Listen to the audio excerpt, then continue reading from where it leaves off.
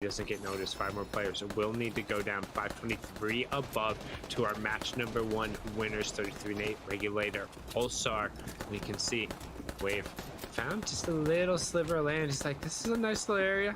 I'm fine over here. I don't need much, you know. I don't need a blanket, a pillow. It's okay.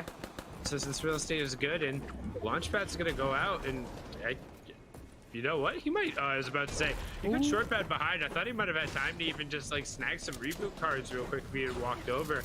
Granted, there doesn't look like there's a van that would end up being in play, but he, with only 2 builds left. Oh! What? Almost 2 builds left, but gets a literal, you never look the loot llama in the face. He gets a max solo player, so Wave gets an extra breath of life here. What can he do with it? He's able to go back and get even more mats as well. Wave got gifted the best possible thing as a solo, and I like that he's building up to make it seem bigger than he is, right? Make yourself seem like 2-3 players in that box and don't move. Sit there and wait as a solo. Look at Reet and Snacky though. They are missing paths. They went down too early, and this is where we have to pay attention. This is what sets up the course of the next games for them. How they play when they have 1 player down. Again, we talked about the statistic where if one of the trio mates has gone down before the 5th circle, nobody has managed to win a game.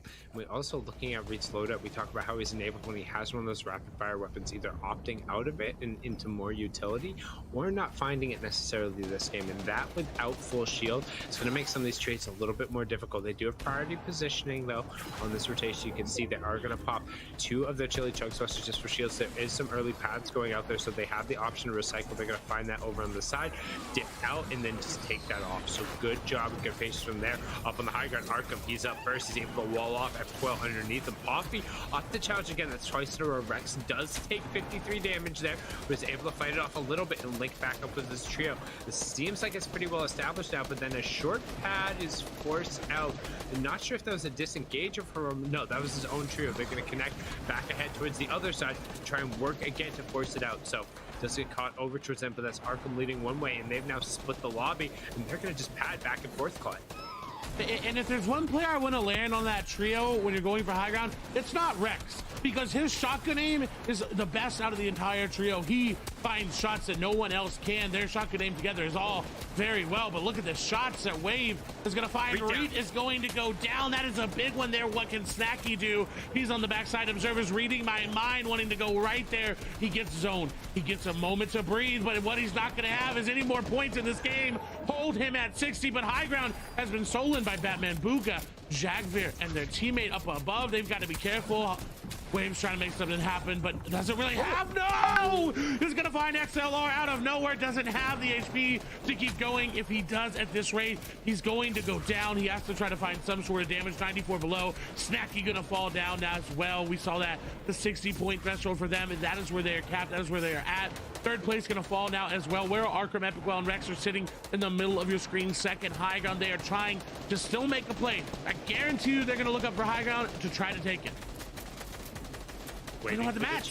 I was about to say they were waiting for the chance, but they'd made a bunch of investment early on, and now they're going to drop down. They're going to fight, and they're following Rex and saying, follow me. Here we go. Big 100 shot from Arkham. Big follow-up afterway, and they just delete a trio. However, that trio looks like short on mats as well. Arkham only picking up 15, trying to box out a little bit. Temple also picking up Poffy in the feed. We're inside our top 13 trios. We're in the cascading placement points with 27 players remaining, 12 trios on their feet. Storm Surge is off, and we're going up. Just a slight change in elevation. Batman, Booga, Jack Beer, Bungbag up on the high ground. Moni on the backside of the zone. You still see Era right there on the side. Epic Whale, Rex, Arkham, Wavy Jacob, 4 eliminations to his name. Symmetrical with 2, 6 total, but not a ton of space to necessarily operate with Wavy Jacob. We're going to be in charge of the typing and the fighting. The fighting's going to happen now. Big 137 tag, going to be able to trade it back. That's a 99 on the same target, but better fighting from the duo there. Barely even saw him defending from the cone, but Wavy Jacob pops in. He says Eclipse. It was pretty good, but I will shine through, and Arkham goes down. Arkham goes down in the top. Symmetrical also picks one up onto Cyrazer there, and you can see Wavy Jacob picks it up. Their entire trio is out, so tons has gone up. We talk about a shooting. It's going to happen early on, basically before the leaderboard can even get established. everybody that's in the top is starting to fall down. 5th place, 6th place, 3rd place, 1st place out. Where is the 2nd place? Nate's still operating down below. They're the one that can run away with the lead, but with the points that we're seeing, it's all still going to be a lot of players moving together. It's not going to be that many people breaking away like we've seen before. Wavy Jacob operating with Symmetrical. This is a team, if they start getting a lead, if Symmetrical can operate again, he is a snowball player, they will do very well, especially now adding Wavy Jacob, who can do this, who can get 5 eliminations, find shotgun shots that nobody else can. This is a pairing that is going to be scary moving forward. Jelty and Krizix up above, don't look to spoil that. They are running out of room as this 9 zone comes to a close. It's going over old builds, so High Ground has to start to work their way down.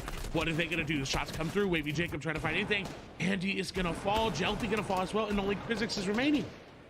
Just Krizix up on his feet trying to fight it out. Nate ends up getting picked up there. You can see a little bit of space being given for Jagger. We're down to our top 3, 3v3v2. Jagger ends up finding one, but he can't get the confirmation over in time. It's all going to be down to Bumboy, who's executing on the high ground with the medkit. It looks like he has the later medkit as Nico's going to go for the fight. Wavy Jacob tries to find the siphon, and he ends up getting it, gets it the last second, but will it turn into more? Nope, Bumboy gets the medkit and some chug splashes. He has an extra one. He's popping the dance on the high ground.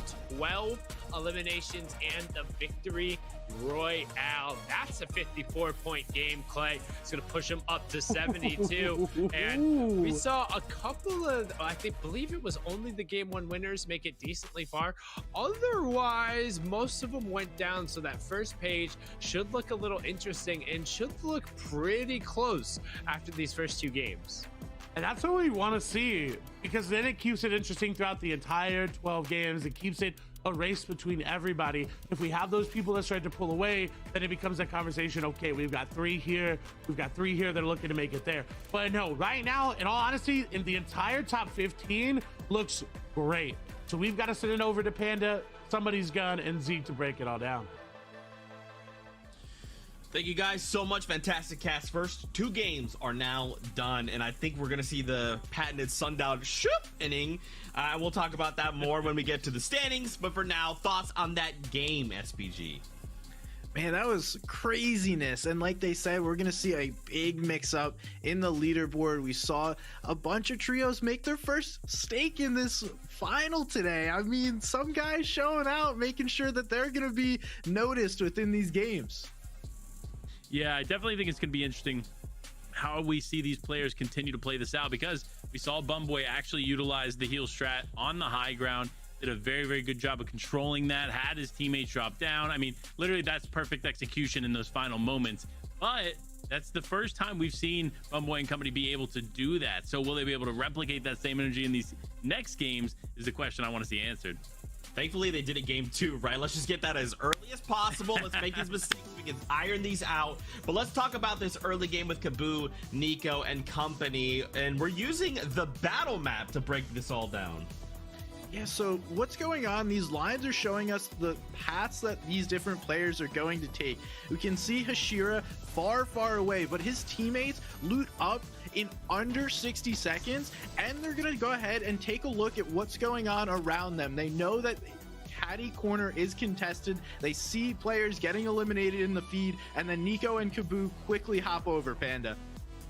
Yeah, and they do a good job of positioning themselves here. And this is really important for any of the teams watching or anybody watching at home. The reason they did this is because Storm Surge plays such a huge factor. So if you're able to get in and get some quick tags, even elimination points after a fight like this has already taken place, you want to take advantage of it. And that's what we actually see Kaboo, Nico, and Hashira do extremely well. They run into this fight. They know that there was a fight taking place. They clean up quickly, get a nice little elimination, and then it's back over to the rest of the game. But here it is. The standings are in symmetrical. Temple B and Wavy Jacob have now climbed the leaderboard up to the top spot. Actually, very impressive to see him up here. Hey, Wavy taking the last spot. He was able to do so much in that final match, and we saw another pop-off game. 13 eliminations, the second place by Symmetrical, Temple, and Wavy. But hey, Regulator, Blizzy, Nate still hanging around. Those guys had another solid match. 5th place with 6 eliminations, so being able to stay consistent. And then obviously, we got the Game 2 winners able to hang out in 3rd, and checking out what's going on. Here's some teams that haven't yet made their mark in these finals, but still after 2 game span of plenty of room to make things happen. Plenty of room indeed, especially for a team like Chicken, Kytrex, and Mexen finding themselves right outside of the top 10. Again, one of those trios that has a ton of potential to climb the leaderboard and potentially do that a little bit later here in these rounds. Because remember, that was only 2 games out of 12 because this is a 2-day format. So 6 games today, 6 games tomorrow. So even if you don't have a great day today, there's always tomorrow to come back. But don't worry, if you're one of these teams, there's still so much time. But man, I'm just impressed. Wavy Jacobs, Symmetrical, and company being able to climb the leaderboard like that. They got 13 eliminations in that game, right? And they ended in 2nd place. So we don't even necessarily need a victory royale to completely change up these standings, right? They're still very volatile. We're still very early on in the competition, and no trio is really kind of run out in front and pulled away from the pack. Right now, it's still pretty even, which is kind of unique circumstances for this moment in time, because I would have already expected one trio to be way out ahead. But I think that's gonna change after the next few set of games. 4 more ahead of us. The battle bus has let us know that it is time to jump back into all of the action. Clay and Sundown are calling the shots, so for now, we're sending it their way. Thank you so much, gentlemen. And I need to kind of, I don't know, clarify the narrative. Let's look back a little bit in history, and I'm not talking about actual history lesson. It's okay, you can put the books away. This is all about Fortnite here. When we look at some of the NA West finals, and we look at through what the history and what the leaderboard looks across the first couple of games, with the exception of the last finals, it's always been pretty competitive up until kind of that 9th, 10th, 11-ish game, right? Then going back 2 seasons ago, that's when we saw Epic Whale, Rex, and Arkham really be able to rock out those 2 victory rounds at the same time, as we have yet another caddy corner drop. This time 40R Storm finally gets to touch his feet on the ground, and so does Macon. They're gonna get the advantage over here, but it looks like Storm, unfortunately, expecting the better roof drop, didn't pull a gun there. So Nigel, while getting a gun, will also get some minis. We're gonna see what happens here as Noah W and Vanillas, hey, they're gonna get a little bit of return over there on the side in a great angle for making the ambush onto Nigel. They should finally be able to close this up, and Moose is even putting pressure down with what looks like a pickaxe right now, just trying to chase. Aiden desperately trying to disengage, but Shotgun gonna end up coming through, and that will be that. And finally, Clay, they get to play the game. And now let's see what they can do with it. See how they operate. They don't have the same experience of knowing that Kaboo, Nico, and Midi are going to come over, because they were already eliminated by the time that happened. So are they ready for it? Have they prepared for it? Have they fought it? Are they ready to fight it? Based on the inventories, yes, they were able to heal back up. And with the amount of quick loot and quick match you can get at Caddy Corner, you can fight a team coming in from Retail Row if you're prepared. But again, that's the question. Are they going to be prepared for it?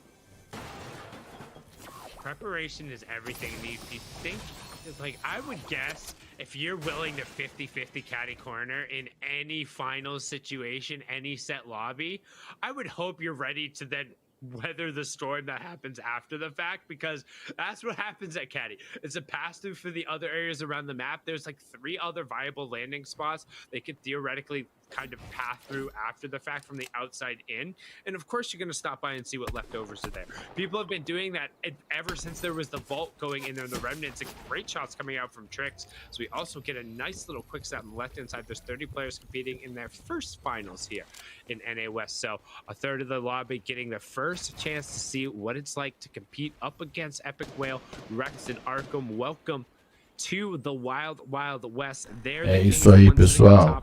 Vamos curtindo aí, deixa like na live. Every single one of the legs is just a different axe of champions that they've added to their collection at this point. Zeke can toss that in the Fable here. That's what happens when you get all the way out in the final region. But Altu, G5, RC, and Antrax trying to get a push going on here. It seems like they got some damage traded off, but largely teams are just going to be looking to kind of poke and prod. No need to necessarily overcommit unless you really get the drop on somebody. And unfortunately for Antrax, he's on the opposite side of that. He eats a couple of decent Isso aí, estamos aí, ó, transmitindo o campeonato do Fortnite. Vem pra cima. Deixa um like, compartilha o vídeo e se inscreva no canal. Não esqueça, ativa o sininho, hein? Vamos pra cima. Wait, they don't know. Antrix has such a good flank. No, they're gonna hear him. He could have taken the shot, but now everyone's gonna hop onto him, and so now this is where it gets awkward. Does he have enough pressure onto them and enough distance that he can stay up by himself? 6 builds remaining. The answer is gonna be yes for now, but no. If they kept going onto him, he would have been eliminated. And so now this is where it is. You can disengage back into these buildings. You can go back and forth. Yes, you're gonna have the gas cannons that do blow up, and yes, G5RC will take a little bit of damage. Actually, none. It's not gonna affect the building that they're in. It's mostly brick. But now look at the third party coming in. So this is how a Misty fight evolves. They need to end it quickly, and luckily they're gonna be able to find it there. One user will fall down, but the other gonna get a nice elimination there onto Antrax. Actually, just the knock. The continuation will come through the site, but everyone looks to be running out of builds.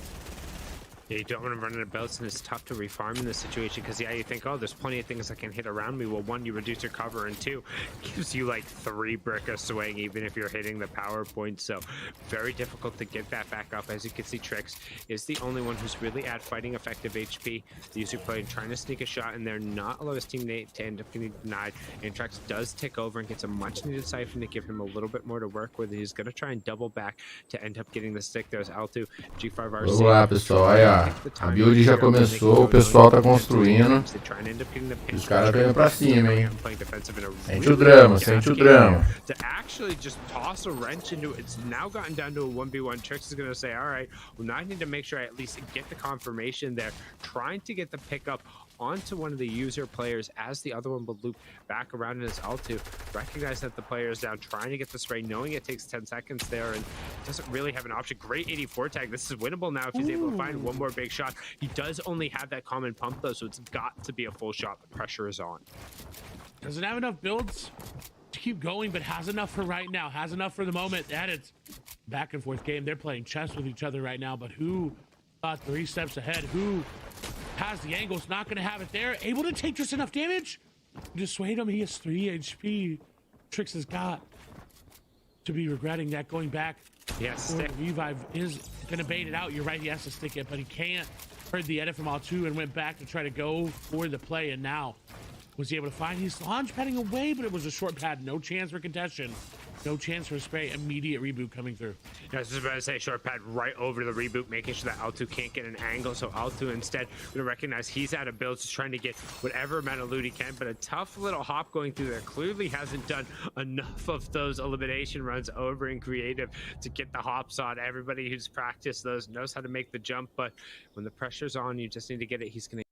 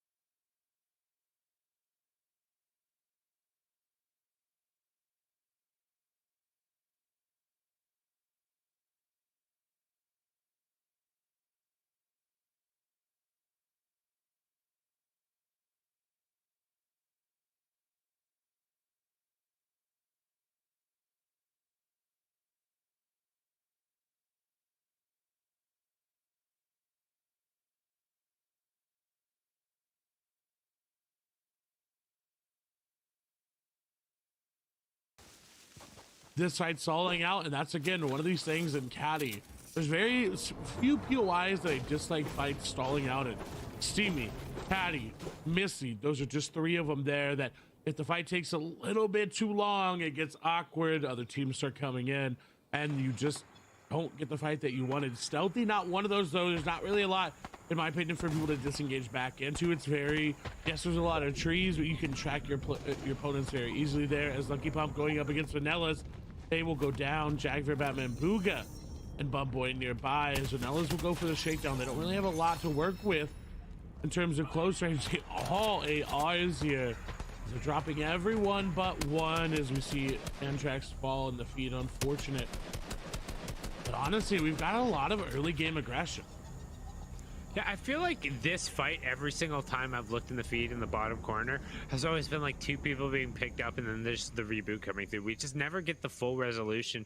You can see the disengage, utilizing those launch pads that are innate to the area and just being able to hop out and then hop right on over the island. You can see Vanilla's trying to get on top of the stealthy wall to check and ping out, knowing that the players will disengage down, but you don't really want to chase out there, right? Like, you're going to be happy with getting stealthy control. The other team's going to be happy with just getting out with what they can, and we end up in this exact same situation we've seen where just a couple of points end up going over, and that's about it.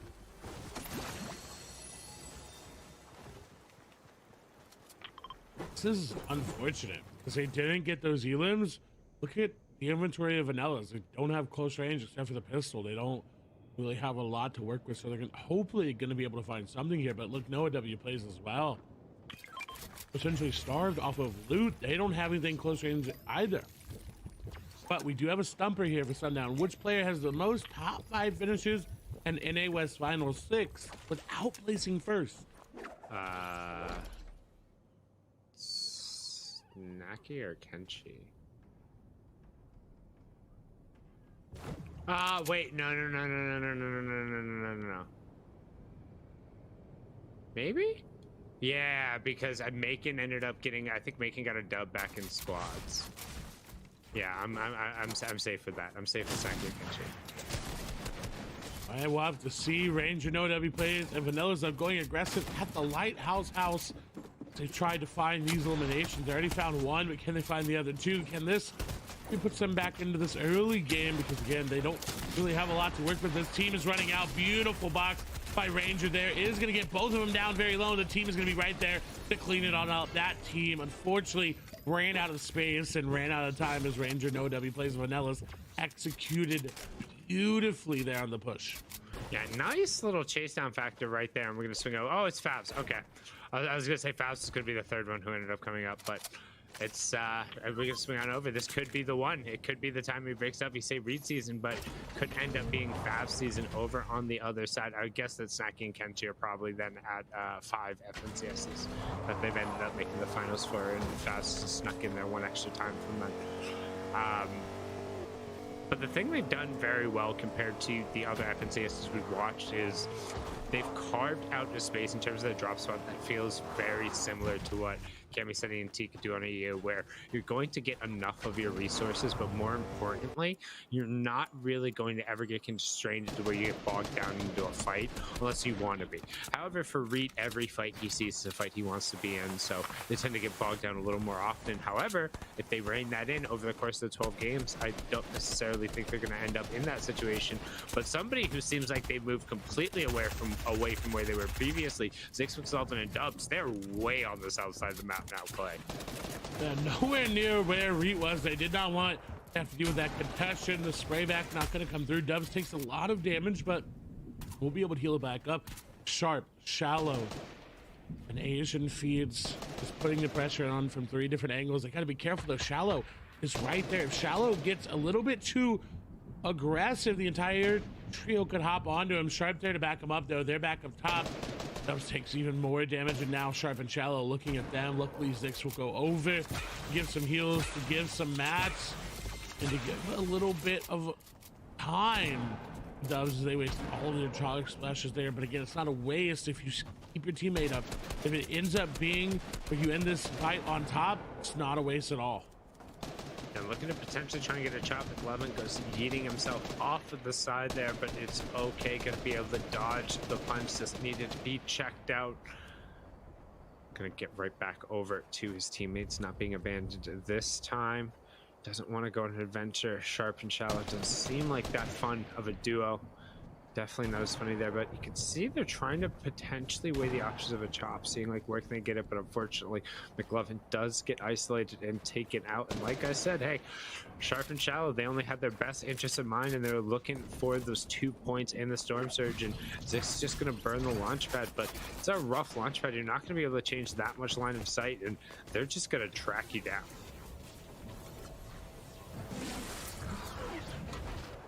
That's what they're trying to do, but also wary of that storm coming in. They do get the moment to get away, go over to that old Flush Factory area. They continue up the top of this mountain. Oh, that's why they rotated there. They've got that IO card already ready. They're ready to go out and go about their merry way. And we move back over to a trio that needs to find their way again. Rex, Arkham, and Epic Whale. Where can they find these tags that they're seemingly missing? Luckily now, Zone's coming to them. This was their game. Zone heading over towards them, but I do want to hang out with them just for a little bit, particularly as that zone ends up shifting over, because I want to see if they're even remotely in threat of that Storm Surge, because as we saw in the first 2 games, they made endgame fine. It was no issue whatsoever, but we've seen before with them that occasionally there's 1 or 2 games over the course of a 12-game series where they go on kind of that joyride around all of their POI because they get so much respect for being able to hit those shots and just being a pest when they are the ones who are kind of driving around and taking shots at you. People just don't come anywhere remotely near them, and that makes it really difficult to base up and ever get a solid footing on Storm Surge. And if it wasn't the first, then we saw a number of times where the second Storm Surge got to them. So they've had one already this game, and with the pace that Re Inco are playing at, it's not necessarily guaranteed they can afford to have a second bad game.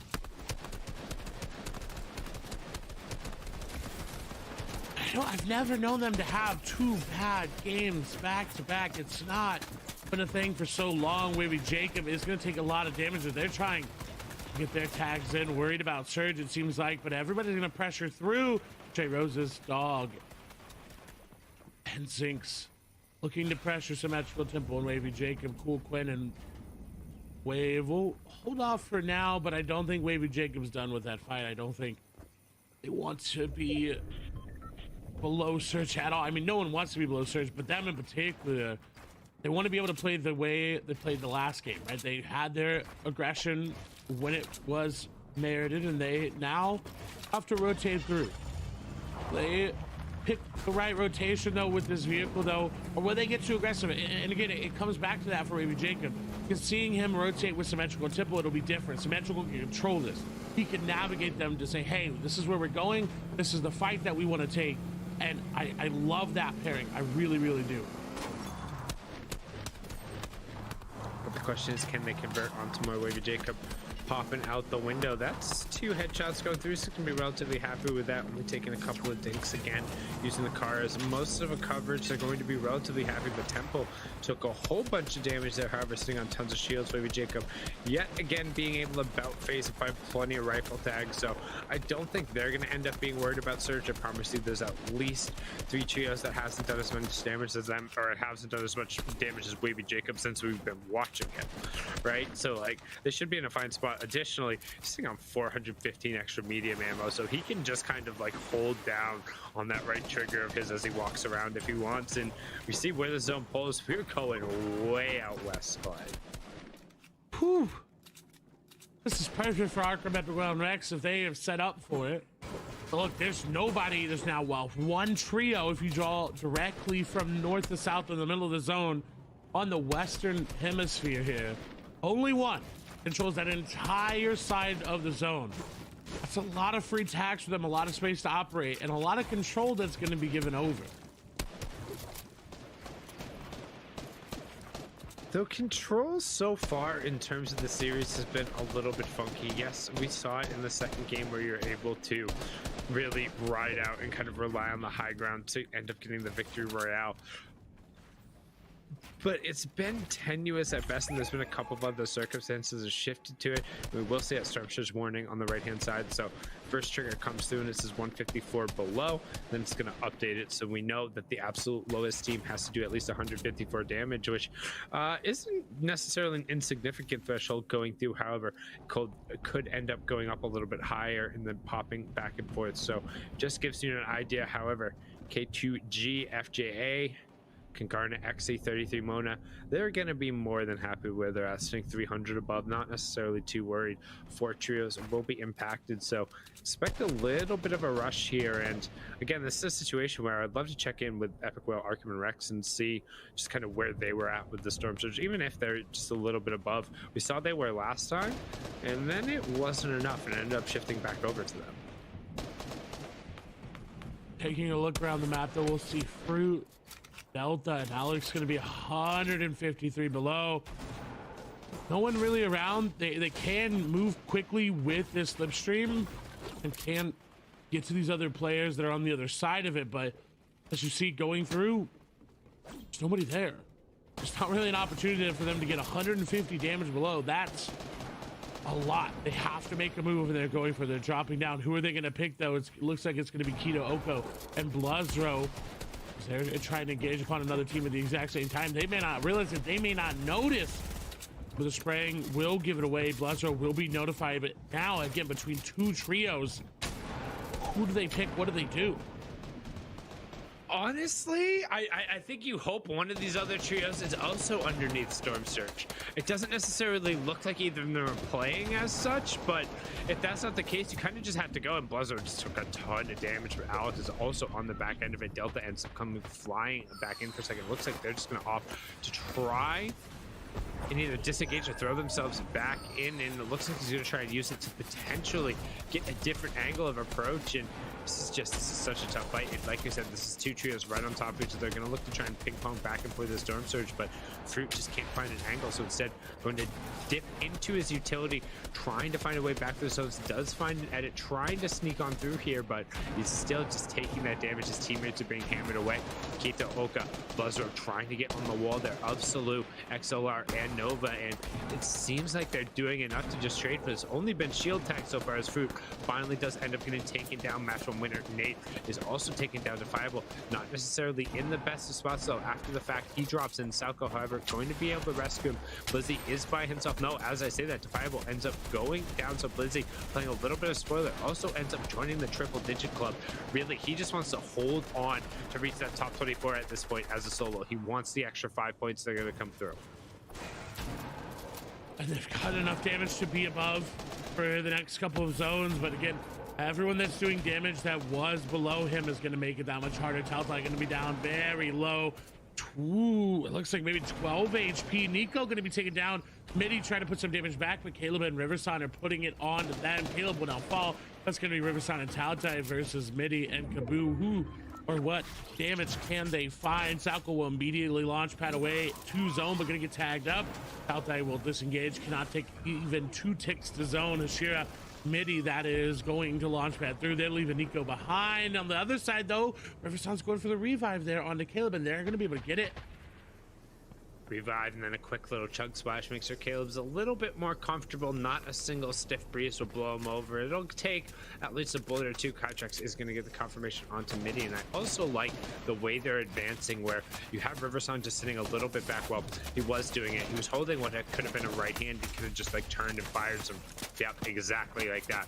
Fire some shots over, finds a solo luckily, and now they should, as long as they burn most of their builds, be able to ramp forward. And Tauta is actually going to create a little bit of room for him. I didn't realize he was still up, so what is not necessarily the best of situations gets rescued by a heads-up play from Riverson and that semi-auto sniper. However, as I said, that Tautai does get ripped to shreds, and the other two not going to be long for this world. Unfortunately, not able to keep that super jump momentum going through. Lost it a little bit. Caleb takes a ton of damage, but Riverson finally able to check in on the ground floor of the motel. It's a little bit dragged out there now.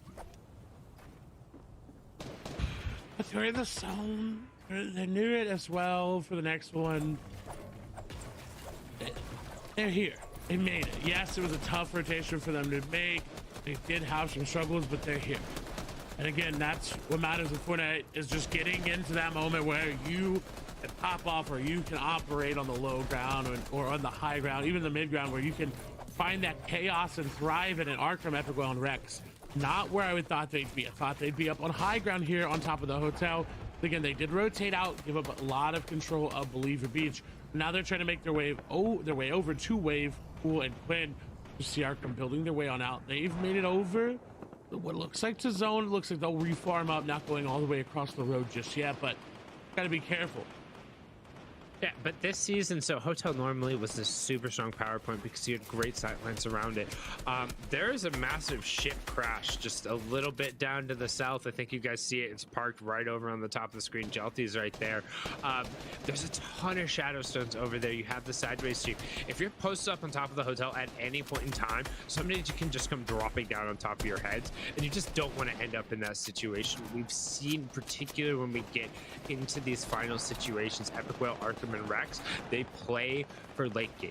They try and play it like it's a checkbox, and they go through. Unfortunately, last game they failed kind of that second check where it's like, okay, first make it off drop, loot up. Okay, second, get our storm surge tags. They weren't quite able to do that. They're given a little bit too much room.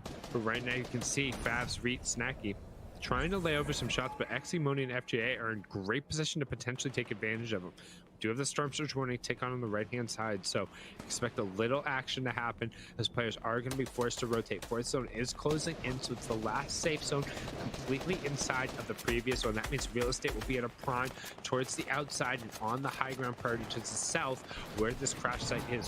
Riverson ends up going down. Again, we talked about the match one winner. Blizzy just tried to hold on. He did manage to get the 5 points, but damage is going to start coming through once the circle closes with three more full trios, 9 players needing to go down. Don't think he's going to get much of a hope, and Rex, Epic Whale, and Arkham, they hear him. They hear him skulking around over there. Oh, they know. They just got to wait for that edit. Lizzie should have been spotted out there, but somehow able to sneak away. But below Surge, doesn't matter. There's a trio right on the other side. They're in their builds as well. Going for the edit is going to hit the 100 tags there, but the entire trio's there. You really need to find more. You need to find any sort of room to operate in this area, but you really can't. There's not much there. Back against the wall in the zone, not able to do it. They put up a good fight, but it's going to be Angel, Cockle, and Nitrix that do end up taking them down, but Arkham, Epic Well, Rex right nearby. Where did this zone pool, though? Seems like it honestly may have pulled towards them. It looks like there's a little bit of attention coming towards their side. There was already spray over there. No, the zone actually pulled over towards the northwest, but there's a decent stack of people who have rotated through those old builds. We did see Moni and Exy just go down. FJA also going to get confirmed. It looks like they were underneath Storm Surge. The Snacky and Reet were posted up right next to them, so a little bit of an easier rotation. You can see Batman, Booga, Jagfear, Bumboy investing a decent amount of hard materials. They're on what is almost the high ground control. And fantastic shots from Jagfear with that legendary burst AR, just blah blah blah, finding everyone in the sky. And teammate actually says, let me close that. And Jagfear's like, let me open that back up. Excuse me, I am ripping faces off, making it look like Mongo with the infantry rifle back in the day here. He is not missing.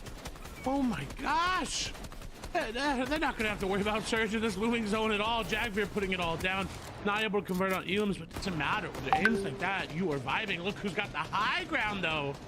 They look to make a stand. This could be the game that puts them back into that top 10. It's in their drop spot. It's in their area. They have high ground as well. They've got all the keys to success. The question is, can they find the right door to unlock it to get where they should be, where we expect them to be, where they need to be?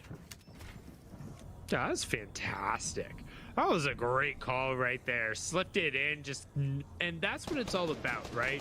They're sitting there, they're looking at the key ring. They're like, we've been in this situation before. Which one is it? Which one of these doors? And they're just, you always want to try and find it. They're almost in the cascading placement points. Now they're going back over towards the beach too, where they had previously rotated away.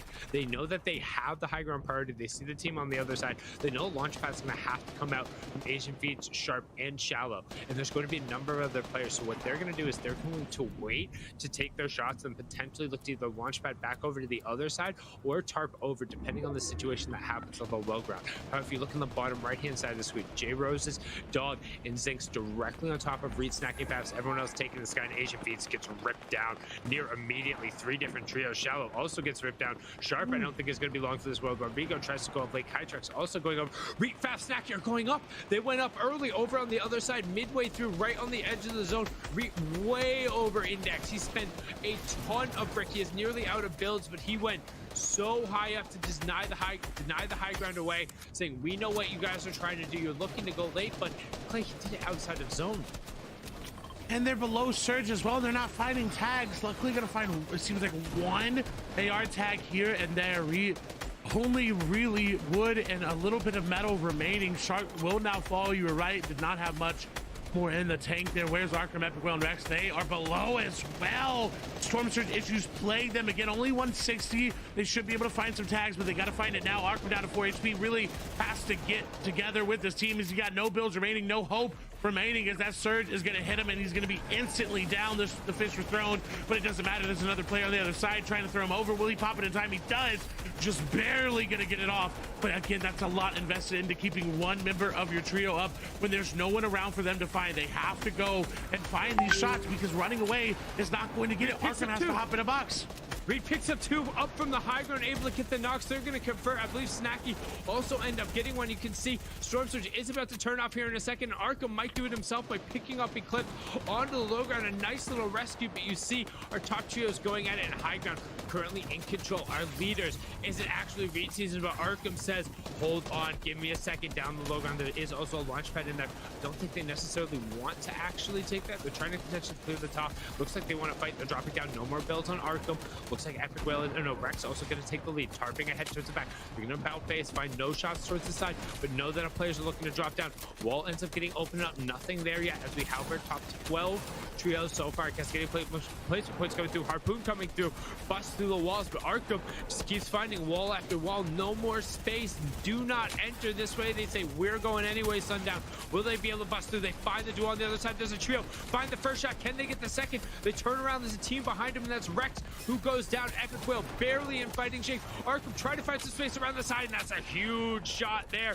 Rex, though, ends up going down. Arkham will have to do it by himself. Jelty and Andy working together around the outside. You have Symmetrical and Temple puts in front. Arkham sitting on 3 eliminations inside the top 10. But Reed still picking up Elam's raining shots down from the high ground. Doesn't matter how far Arkham clutches out, as they're still just picking up shots. They're unthreatened. Arkham holding on for dear life. Meanwhile, they're driving with one hand and their feet up as Jagbear just rips User apart on the low ground with a great swap to that legendary AR. Beautiful shots. What can Arkham find those? He's in zone again. 3rd place is Jagbear and Bumboy. They can keep closing the distance on Reed if they weren't in this game, but they're still up. They're still on a high ground. Yeah. They're looking to take it. You're right, Saki is down, but he will trade out Temple there. It's going to come up to Fabs and Reed to be able to do it. Nice elimination there from Arkham. Looking back into the zone, is going to get that chug splash just to heal him on up. Fabs up above Arkham, looking to try to take the high ground. He's going to hit Reed for a big shot. Instantly goes down. He's got Fireflies. He can play a little bit of a spoiler there, but hopping all the way back down. 24 builds. Honestly, probably the most in the lobby, it seems like right now. A 2. Oh, he's going to take that player down as well. Nice shots there. No, not fully going to convert onto that. He needs the siphon. You're right. And will fall down. What a beautiful play, though. Arkham almost able to do it. He didn't have enough damage there onto Ranger, who barely had enough. They look to take it away. Reed and Fazzo, again, build upon their lead with this game. It does not matter how they end up because it looks like they're going to get a 2nd place here. No, Vanillas and Rangers going to go down. No W plays. Don't count them out just yet. They still have an opportunity. No, they fall. 148. What a performance. But Noah W plays. Ranger and Vanillas take the victory royale. Clay, can you say that again one more time? Noah W plays Ranger and Vanillas take the victory royale. Not only were they able to win one of the winner-take-all matches yesterday in semifinal day 2 to get a spot going, they celebrated, they talked about it. They just took a game here in the finals, and not only they clutched up against who is our current leaders and have looked like one of the strongest teams in the West. That's bonkers. We're gonna kick it on over the desk. Zeke, SPG, Panda, take us away. Let's go, Sundown. You took what I was gonna say. Darn you for being so smart. Yes, I cannot believe this happened. That is gonna be such a massive boost to your confidence as a trio. You make it into finals. You can say we could hang with the very best in the West. Now we walk away with the victory out, and we take down the potential new kings of NA West. You know, TM, we're not sure yet. No, Panda, stop that. Great. No. Huge congratulations to Ranger, Noah, and Vanillas after that game. SPG, before we get to Panda, thoughts? Man, just really well played by them, owning that low ground and able to clean it up. A lot of times you see teams struggle when they have to play from the downside all the way looking up. That could be the difference of thousands of dollars for them clutching up that game. So props to them. That's huge. It definitely is huge, and honestly, props to them. We saw them actually have great games, and then we've also seen them struggle a little bit there in Stealthy Stronghold, so it's exciting to watch them make it to a nice end game. They position themselves well and ultimately walk away with that VR, but I can't not talk about Reed, Snacky, and Fabs. Second place! They were already on top. Now, you know what? Listen, all right. You know what? I'll let it slide. I'll let it slide this time, but don't worry. I'll come back to this later. Don't you sweat it. But one thing I do want to say is if they keep this up, they could easily solidify it in day one. All I'm going to say. Oh my gosh, we're never going to let this live this down. We've had a very vivid masterclass in the past. Now it's time for a very Panda masterclass. Take it away, buddy. Hello. All right, let's dive in. This is a bit of a class for everybody involved on how to not get focused here in these high pressure games. Remember, the finals are the best of the best players. So the last thing you want to do is find yourself in a position like this where you end up getting focused. So one thing I want to talk about here is obviously this team. This team ended up rotating in from this direction in a vehicle. Obviously, Salco and company, they identified that quickly and they tried their best to kind of counter that. But the moment that they did, all of a sudden Quinn paying close attention, Busy and company now paying attention, Noah Blaze paying attention, and Jay Rose's team paying attention. So by doing this with not a lot else going on around you, you end up getting caught out and now become the focus of the lobby. So that's the last thing you want to deal with in a scenario like this. Fortunate for them, they are going to be able to say that they've learned something here from this. But for Quinn, Wave, and Cool, this was a little risky too. You actually see them going in to try and kind of fight Salco on a box fight basis, but they immediately have to disengage because they could have ended up in the same scenario here as Defiable and Salco and end up getting focused. So smart on them to just completely rotate away. But now they lost a player in their team and they lost valuable resources as they begin to rotate back into zone. So definitely keep that in mind for all you players at home that find yourself being the focus of a lobby. That's how to avoid it. But here it is, Refab Snacky at the top of the leaderboard with 148 points. Slaying and playing today. 32 eliminations for the guys. A victory royale. We saw they just got second. Everything is clicking. Literally everything is going well for these guys. They're playing their positions once again on high ground. We see Andy, Krizux, and Jelty able to make that push into second place. And then a lot of teams hanging in there right around that 5th to 10th position. Yeah, I mean, look, these teams are showing they have what it takes to climb the leaderboard. And Jelty and Company is another team that I did say has a lot of potential to dethrone the Kings. But right now, it's Reet, Fabs, and Snacky on top. Again, still, in my opinion, set up for success and ready to take that top spot. Okay. Maybe. Did you see who was in 9th place? Did you see? It was Arkham Rex Epic Well. They've made their way back onto the first page, Panda. We're right I couldn't see all the way down there. Dude, we're in their clutches. I'm telling you, they're just playing with their food right now. They're like, oh, Panda. Oh, yeah, we're not going to lose the game. Brr, brr, brr, brr. Oh, yeah, I'm ready to Zeke, and they're going to win. That's what's happening right now. They're pitting us against each other. They're playing us. I can't believe this is happening, but it's okay. 2 games ahead of us. We'll see how this all goes. Sundown Clay, back over to you. Let's do this. 2 more games. 4 games down, 2 to go, and then 6 more tomorrow before our champions are crowned. Will the back-to-back to back ascent into whatever level of godlyhood they need to go to be finally stopped? So far, the answer seems like no, but there's still plenty of Fortnite to be played. And I mean, hey, I also wouldn't think that NAW and Ranger would have won a game in the FNCS finals, but there they went, shutting down Reet & Co. Stranger things have happened in Fortnite. Oh, Literally. Speaking of strange things, wait a minute. 40R not gonna be landing at Caddy Corner. Did you see shots coming out of the air for 8? It looks like 40R seems to have gone off towards the satellite dish up above. The stranger things have happened. And Zeke's right, they've made it back into the top 10. They gained 3 points over, or 3 placements overall, rather, my apologies, in that last game. It's good for them. I mean, Panda's talking real big for somebody who only has a 20-point lead at the top of the table. I mean, I'm coming over from EU this morning. I saw what Cammy said he and Teak did. I'm not getting out of bed for anything less than like a 60 to 80-point lead, all right? Like, come on, come wake me up when they're breaking records, okay? As we see Altuk going down over there. Checks in his trio, picking it up. And also, this is a fantastic time to just bring it up again when you see the users coming through on screen. That's generally because somebody ended up having to have their name changed, either to doing something inappropriate, not necessarily on brand. Don't forget, this is your opportunity to represent in front of the entire Fortnite community, to get your name up on the big screen, to get the credit you deserve for the fantastic plays that you end up doing.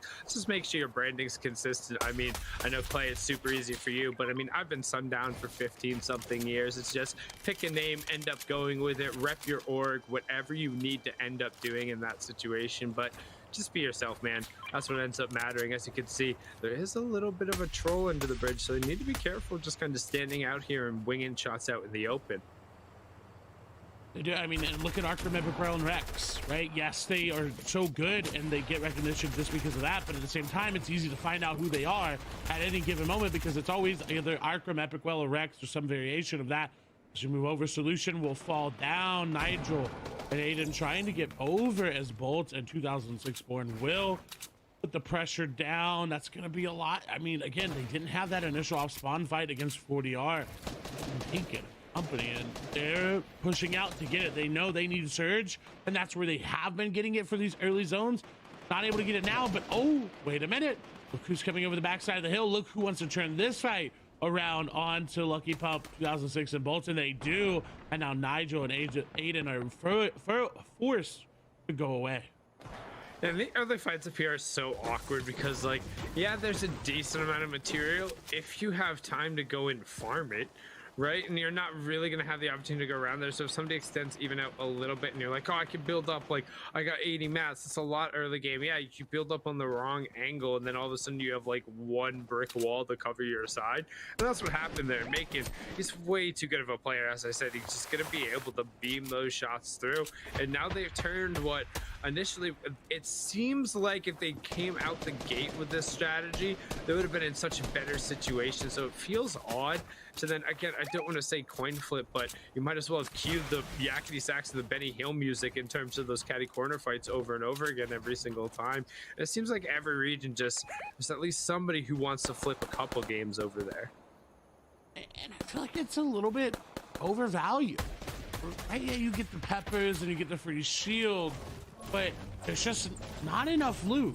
Hey, Retail Row, I can see better contesting, over. Even a POI like Pleasant, I would see, I would have an easier time. I would just not contest. I would go to a split drop on the outside of the map rather than contesting somebody, because there's plenty of loot on the map, particularly this season with 30 teams here. I agree wholeheartedly, but out of POIs to contest, Caddy it's not one of them. It's like Holly. Why would you ever want to contest Holly? It's just not worth it if you had to pick a POI to contest. So I'm glad they made it out. I'm glad they've disengaged from the initial fight to come back into Caddy to reap the rewards of it. But is it too little too late? Yes, we've only had these set of games, these first 4. But again, when you've got 148 points in first and they're they're at 13 points, that's a very steep incline, and it's almost facing 90 degrees. That is a steep incline, but the wolves are in the grass right now. You can see them trying to get a rotation around the outside, trying to get an angle over here on the swamp. It's Jelty, Kuzix, and Andy Joshua, who are a little bit of their prey. You can see them throwing shots over towards the side, but the team leaving from Swudgy is never going to care about trading the shots because they can always rotate back through, find some of those excess barrels, and just make sure they kind of whack them a few times as a group. And they're actually going to post up right on the other side of this wall. They'll probably end up building a ramp or just holding a right-hand advantage and seeing if there's somebody there. Nope, instead they are just going to keep back on over and head to zone, and we're gonna get a little skirt. Nice little camera view going on from in there, but instead making sure they hit those fences. Generally, anytime you see players pass chain link fences, it's worth to stop and hit them. They're one of the most efficient sources of metal on the entire map, giving you 7+ per swing. Ooh, fight's gonna break out here in the middle of the map. Was not expecting Salco to be that low initially, but seems like they got the damage defiable trying to go all the way up. Mojo needs to get in this fight and needs to get in it now. They're stalling out there, waiting to try to get any angles there onto Taltai. Riverside will take the high ground from defiable. They drop down, and I was gonna say almost narrowly dodged Taltai there, but they don't. The damage will connect. Can Caleb and Riverside help out enough to find where they've disengaged to? It doesn't seem like it.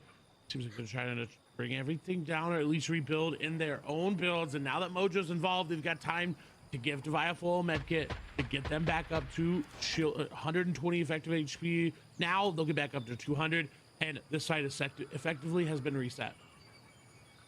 Reset minus the fact that everyone just invested a sizable amount of builds that, again, we talk about once you kind of get past that initial looting stage, you don't get a ton of opportunities to refarm up depending on where you are on the map. Like, yeah, there's a decent amount of space around here by Cordy Crops, but it's not a ton, right? So as soon as you start putting in some brick and you start putting in some metal, like, that's more of an investment than you generally want in some of the circumstances. And there's not a small amount here in this stack. You can see some chug splashes also going down. So, I mean, there's a decent amount spent into the utility for what gain? I mean, I guess they can hang out here for a while, but if they're not too solid on Storm Surge tags, it's I don't know. It's awkward positioning. The line of sights aren't bad. It could be worse. It could definitely be better.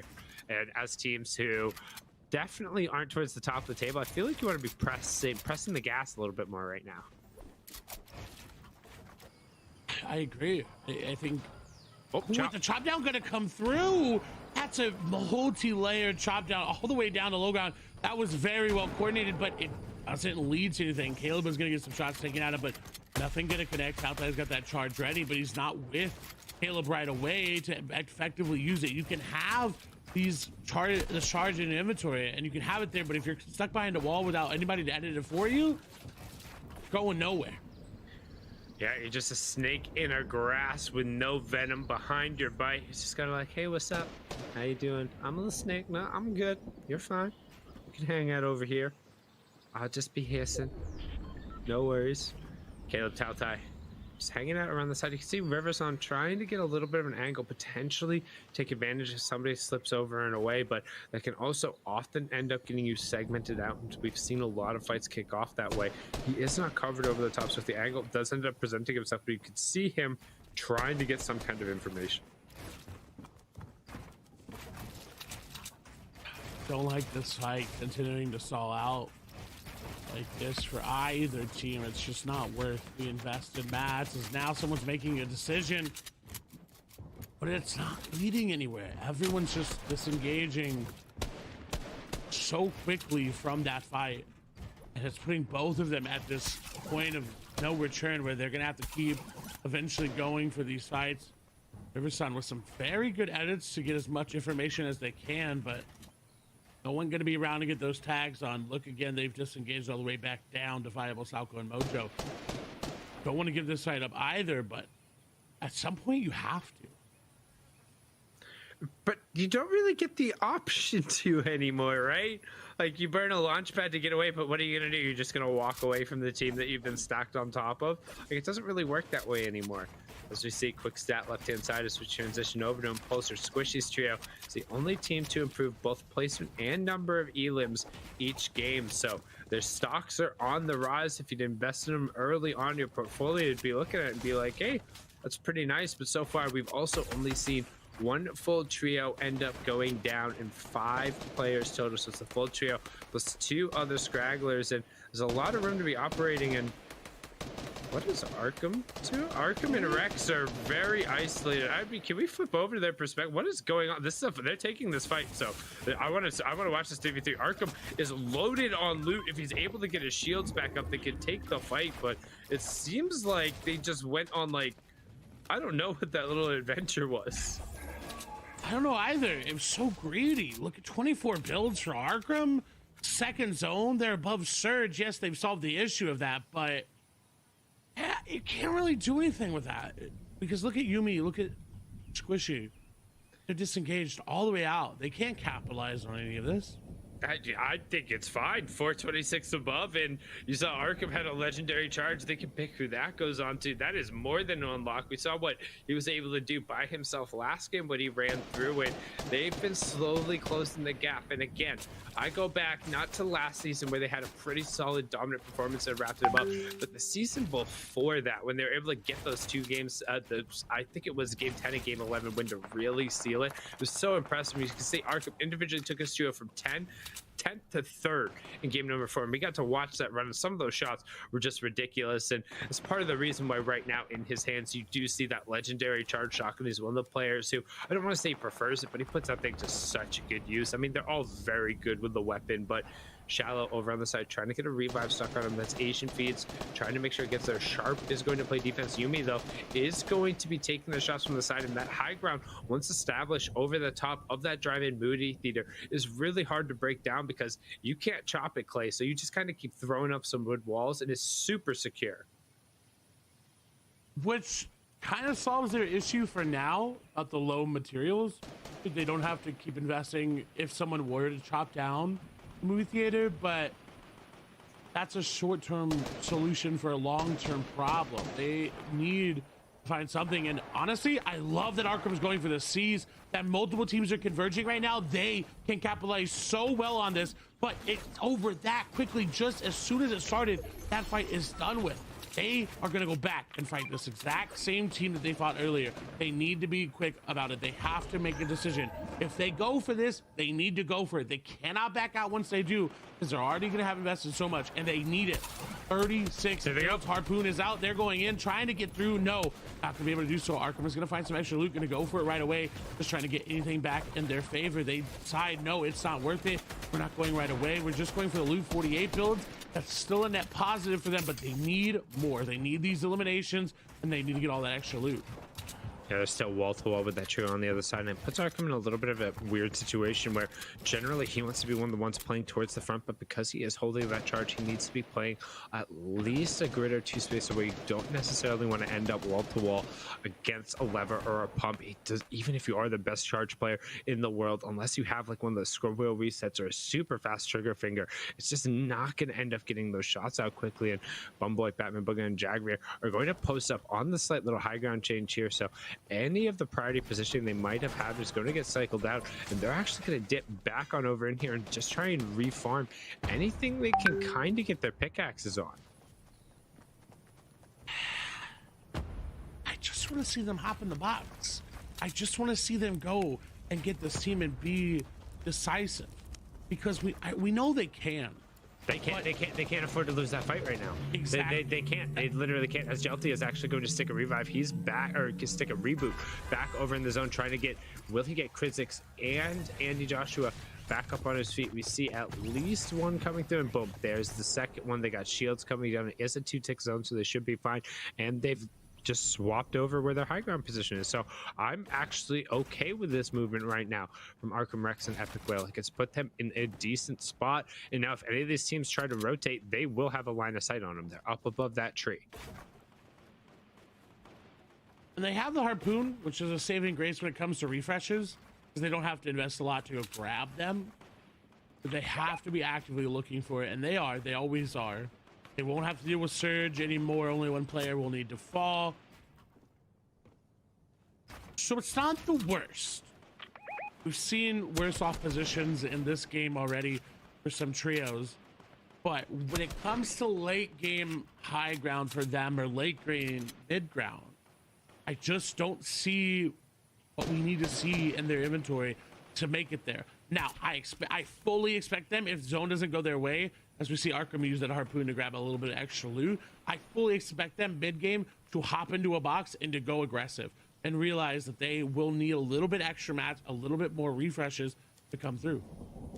I think it depends where this zone goes. So observers, thank you, giving us this gorgeous shot. And fortunately for them, Clay, they don't have to go anywhere. It's a hop, skip, and a jump, and they're right over there. There's some trees that they're going to be able to refarm to get up on some of that stuff. I think they're going to pass the Storm Surge check, and I think they're going to play a little bit more reserved this game, knowing that they can't necessarily afford to have one more bad game if they want to really keep on the pace without having to do anything ridiculous and without having to shift their game plan. And there's going to be a lot of players who end up going down here. So this lobby in particular is going to shift drastically, as we saw the reboot come out from Jelty, but unfortunately it's all for naught, as they also miss out on the +5 points. We just now get our top 25. Moni and FJA should recognize there's a bunch of loot down there, but the question is, can they get to it? They are. They're going to drop down. Yeah. They need to. You can be a little bit greedy there, but you have to recognize the same thing that you just did will happen to you. Luckily, not as much pressure. Everyone's a little bit more focused on their rotations. Like you talked about, rotate either super early or super late. This is right now in that super early phase where players are starting to think, hey, where are we going to go? Where are we going to rotate? Are we going to do it? Now, here they go through. Because of that launch pad, they're able to use an extra one there. FJ did a little bit more greedy of a rotation. Moni secured them there in the zone, and this is perfect. There's already natural cover. He can just use a little bit of that wood there and be fine into that metal base. Reed, Snacky, and Fabs playing right above them. I don't know how many elims they have and where they'll fall above Surge or below Surge, as we see a lot of damage coming through for them. 126, so they should be okay enough with enough players around if they need to hop into boxes to get some extra Surge. 15 more players will need to fall before it turns off. Yeah, that was the number that makes it a little bit more sketch, but I think luckily they're very good at taking these wall-to-wall fights, as we've seen on occasion. And Reed also peppers with the legendary pump shotgun. If you thought his movement, his box-to-box fighting was dangerous, well, he is fully unlocked, going to be able to go side to side. And look at that bead, able to find it and just laying down the damage, but unfortunately not necessarily converting it over into points quite yet. But they're going to be happy as long as they can end up playing the end game. Keep an eye on that top left corner. Do any of those names end up dropping that are towards the top part of the table? Right now, Reed is a little bit extended, though, away from his teammates. I'd like to see him kind of rein it back and get on that leash. 2006 we're trying to find a little bit of room. Observers are going to walk us around the outside of the zone. The question is, where does the half-in, half-out pull at Salco ends up going down? It pulled over towards the northeast, so a very far pull for pretty much everyone but 3 or 4 of our trios. Symmetrical going to be one of them. They've got a okay rotation, just straight up actually in zone. And look, this is so smart. Recognizes, hey, there's a solo there, just getting hit by zone and by Storm Surge rather. Easy. That right there is what I would say is an easy elimination for players in Fortnite, because the edit was open. Unfortunately, that player was more focused on popping that med kit, and they are going to go down. Look who's going to have the high ground now, but it's going to get chopped out real quick. They're going to fall down, but Arkham will reconnect. Epic Well going to invest some mats in to reconnect as well. Rex there too, but now the question is mats. We're going to get a look at it here. They're going to pad. And you're right, they're going to go for this recycled pad, but honestly, investing those mats right there to keep high ground in a zone that's not there, it's not like them. I think I'm okay with it. You want to make sure that right now, again, their priority is they're not worrying about trying to have this massive game right now. They're worrying about getting into the end game as 3. Right? It's been 2 games since they were able to do that. Yes, Arkham was able to really put them on the back last game, but they said, hey, let's get back to what we do best. But up on the high ground yet again, 153 points, everybody's chasing them. Well, they're the one kind of dictating the flow, how we move. They're the one who have picked the beat. They got the drum line, they're placing the snares and the claps, and that stuff sounds fantastic. However, on the left-hand side of the screen in the top corner, see Rex ends up getting a confirmation there. That's 2 more points over them. Moni gets one onto Jagbeer. We'll take a look at the bottom part of the stack with Wavy Jacob with 137 points and 5 eliminations so far this game. Our match number 4 winner, Noah W, he was able to clutch it up. He goes down to the hands of another player on that side of Speak a very far pull to the northeast and right on the side of a nice little change in verticality as well. No one's gonna pull it. No one's gonna have full control right away. They've got a high ground, but we know they're probably gonna go for that launch pad late for trying to secure the high ground. We'll have to wait and see though. You actually saw one full elimination coming through for Rexico, and then they just got another knock on to Cool. Cool has been abandoned, so that's going to be more points that they end up picking up, and they burn another launch pad. Like I said, they're just playing to keep going up. That's at least 2 eliminations they've been able to pick up to try and close the gap.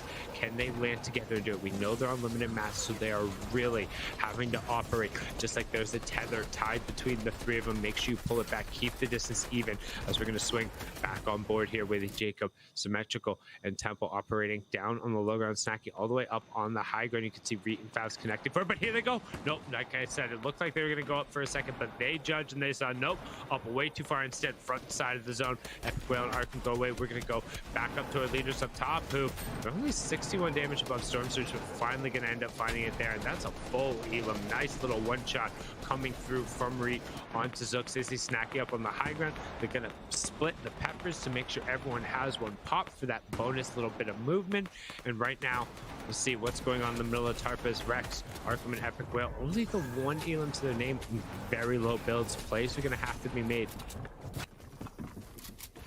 Will they make it though? Is high ground seemingly may have changed there for a moment, but no, it's just Symmetrical and Wavy Jacob dropping down with Temple to try to get into this mid ground. Tarp get away from that second height. Reet, Fab, Snacky doing well, putting the pressure down, trying to impact the entire lobby, but who can they find? Epic Whale, Arkham, and Rex are going to find elimination. It seems like their Arkham is going to take a little bit of damage there, though, about 120 HP, trying to move forward, trying to get through. They do pick up 2 eliminations, 500 above. Very low build still. Doesn't seem like they have really any to work with. Builds are going to be dropped over, luckily enough to be split. 20 builds remaining for Rex. It seems about 20 there for Epic Whale. They have time. They can keep going. Regulator and Fuzzy, though, playing a spoiler. Snacky is down. High ground has been contested. And for Arkham, Epic Whale, and Rex, that looks really good. If they decide to go up, this is where they can take it.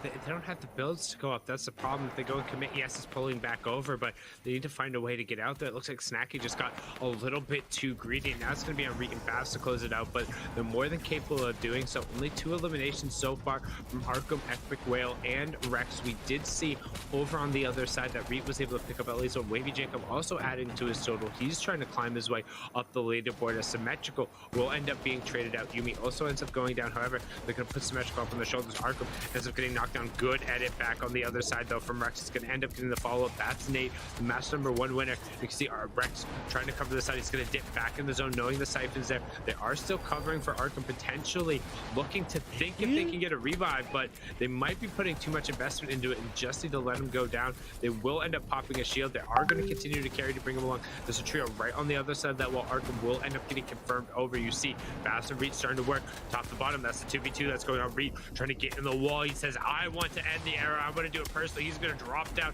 First shot connects for him. That was a monstrous one.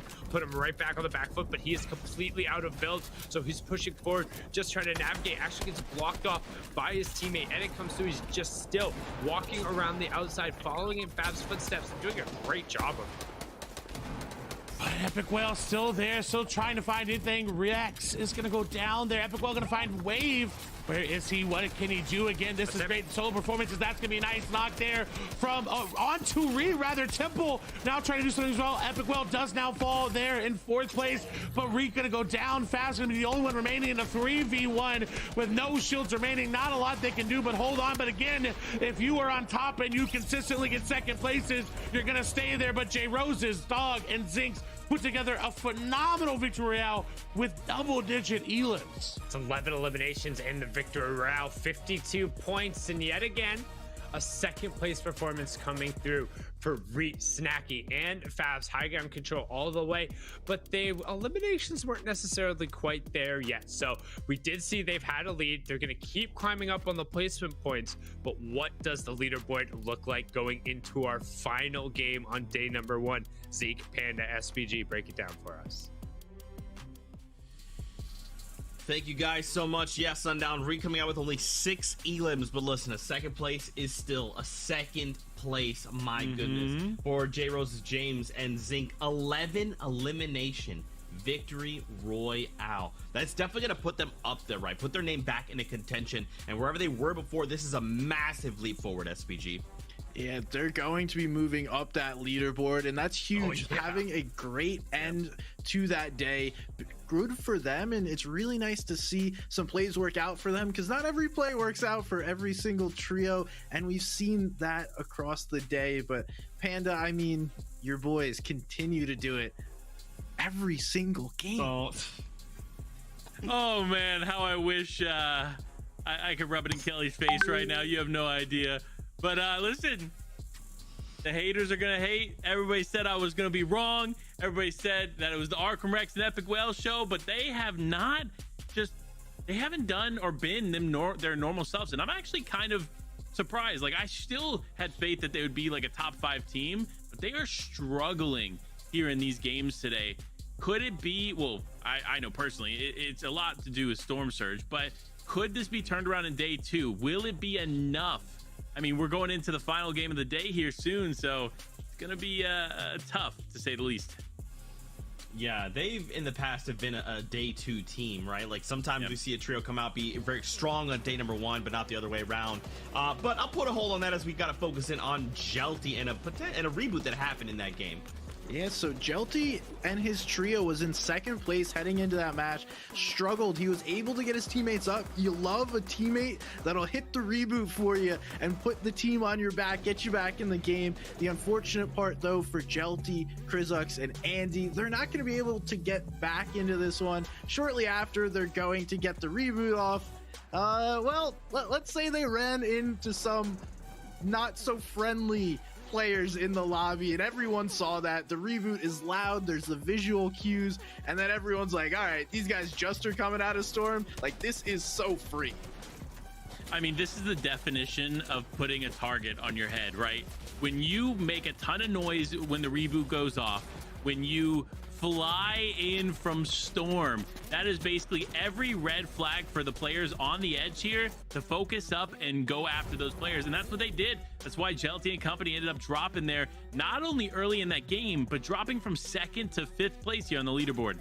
Yeah, and we continue to see them play game, and one good one, one bad one. We'll see what they do here in the last game of the day. Reet, Favs, and Snacky still on top, 186 points. We do see J Rose's, Dog, and Zinx able to climb up to 6th after that big victory royale for them. So continuing to rise, while Regulator, Blizzy, and Nate have fallen from their top 3 positions they've been chilling in for most of the day. Yeah, but we got to talk about Defiable Mojo and Salco. Again, we talked about it just the game before. We talked about getting focused in the lobby. This team has been struggling, and it seems to be that their positioning just isn't fitting with the way that they need to handle themselves in these games. Hopefully they can take some of these lessons that they're learning here in these moments and apply them to tomorrow, because again, this is only day 1. So we're playing one more game today, 6 games tomorrow. So still lots of potential to climb up this leaderboard. My goodness, one final game here to really solidify your trio going into tomorrow's games. My goodness. But again, Arkham Rex and Epic Whale, now they've moved up a handful more spots. Panda, I don't know. Okay, friends, we got 40 seconds really quick. What can these trios do to pull out all the stops here and really have a good placement in this final game? Panda, take it away. All right, well, I'm going to say, look, Reet, Snacky, and Favs, they've done a very, very good job of getting to the end game. And I was kind of talking about this to SPG and Zeke just behind the scenes. It looked like they used qualifiers and even semifinals as a way to practice fighting as a team because they are a new team. So they've not played at all like that here in the finals, and that's led to them being at the top of the leaderboard. So it's actually really exciting to see them utilize qualifiers, still be able to qualify through, right? And use that experience to be better here in the finals. I like it. I like it. Hopefully some of these other trios can just kind of tap into that even just a little bit, right? We only have one game left on the day. So watch that elimination feed, Fortnite fam. Every interaction, every time these trios slam into each other, one will fall, and that's it. They have to put pause and wait until tomorrow to try and get more points. For now, though, one final game with Clay and Sundown before we call it a day. Send it. 5 matches down. Nobody's waving the white flag yet. Everybody's still seeing red, but none so much as Reek, Snacky, and Favs. They want that first place spot. They have the lead, but also, Zeke alluded to it, creeping on up there ever so slightly, Clay. 2 spots the game before, 2 spots right after that, from 11th to 9th, and 9th back up to 7. After Quail, Rex, and Arkham, they're still in the conversation. You cannot count them out until the very last moment of the last game, because you can't even count them out in the last game. Because today, if you're not in first right now, your goal is to either, if you're that close, to overtake them, or B, to get as close as you can to keep that lead minimal. Because if you can do that, you set yourself up so well for tomorrow. Because again, it's not just the 6 games that we're used to. It is 12. You've got 6 more tomorrow. And for anybody within that top 10 right now, they need to keep trying to close that gap as much as they can. Yeah, still a lot of Fortnite to be played. You see a little bit of a drop off between first and second, then second and fourth. We're pretty much right on top of each other, and there's a decent dip once we get on the backside of the top 10. But still, as we know, tons of Fortnite to be played, and it also looks like, minus a couple little exchanges going on right now, Clay, people have found some space on the map, right? Minus whatever is going on in this fight. I have no idea how that ended up happening, but keep an eye on the top left-hand corner. Only 2 players have gone down, period. And it's going to be the 2 for Salco and Defiable from Quinn, and it's going to be Quinn and Cool. Actually ended up being the ones that fell, and now Wave trying to be the last one up for the trio.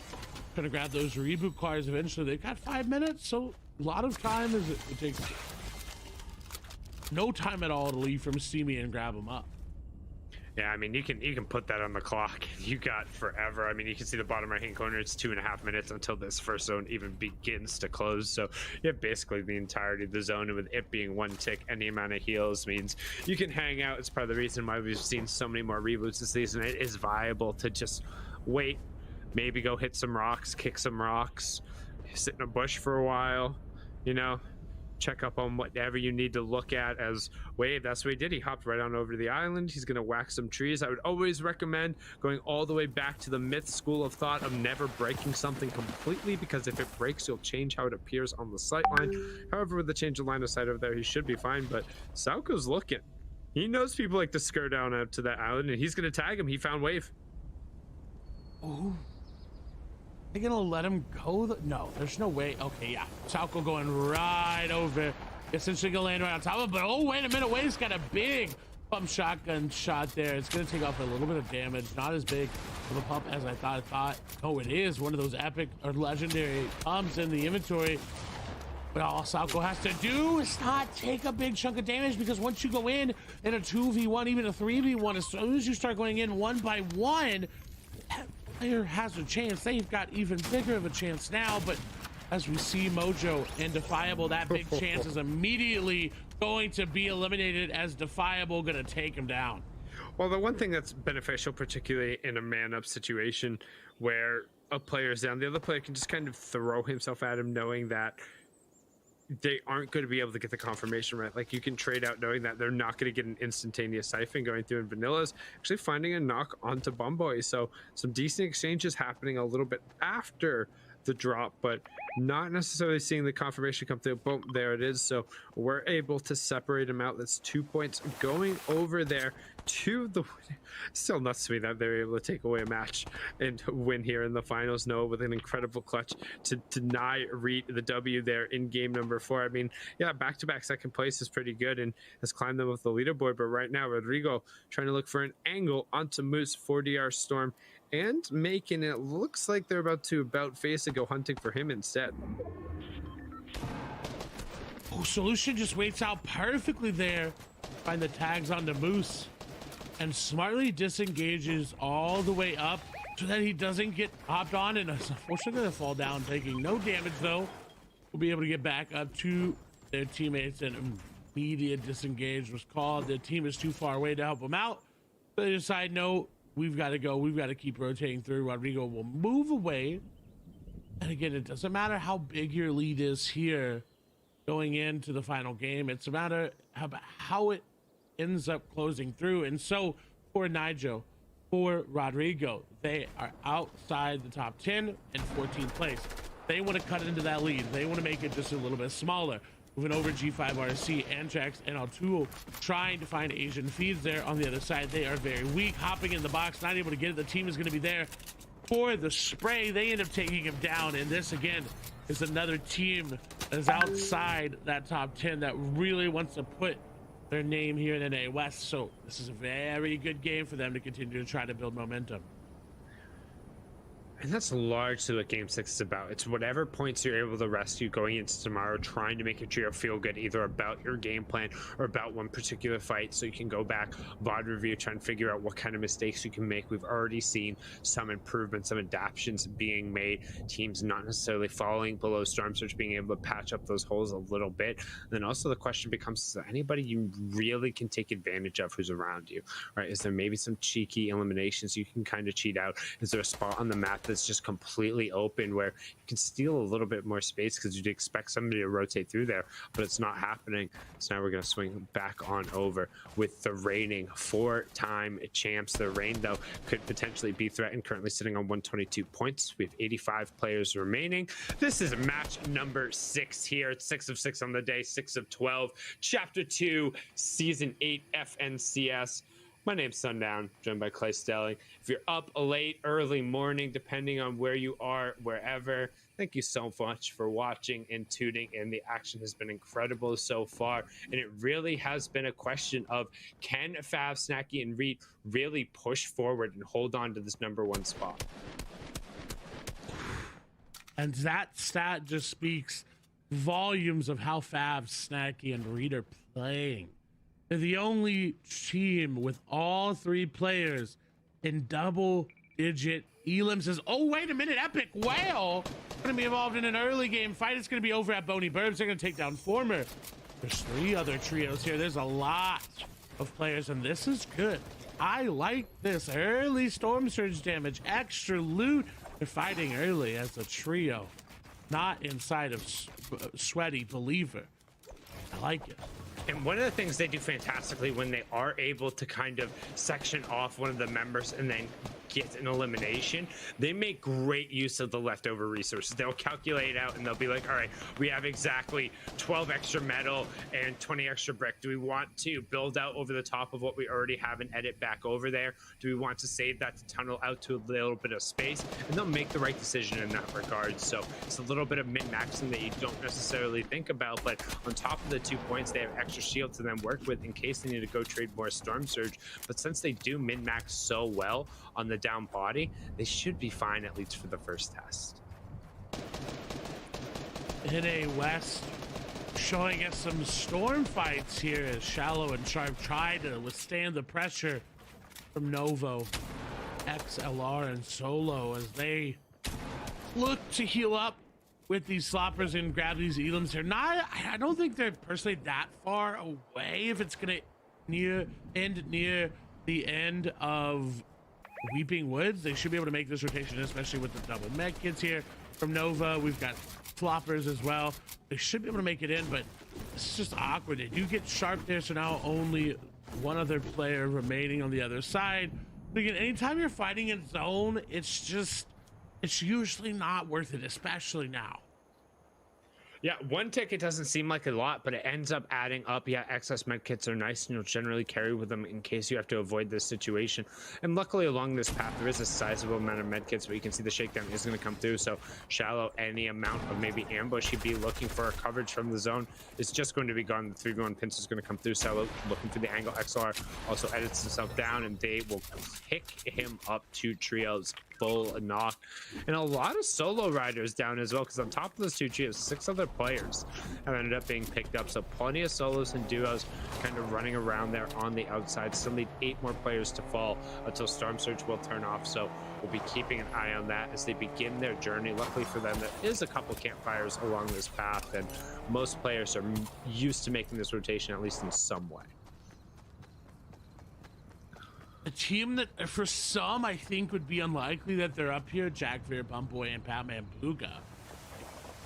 4th place, relying solely on Batman Booga, but I believe they have the reboot cards, which is why they're rotating as far away from that main section of the island as they can towards Coral, because I believe it looks like they're positioning for a reboot, but other than shields and mats, he has nothing to give them. You can give them heals, you can give them the shields, but when you reboot 2 of these players, it cuts into so much of his loot and time. So he's gonna have to do it quickly if he's able to, but we don't know if he's got those reboot cards. Sometimes that bar down there isn't always accurate as we move through. We've got Eclipse, Puffy, and Sizer. Again, another team that's 3rd place.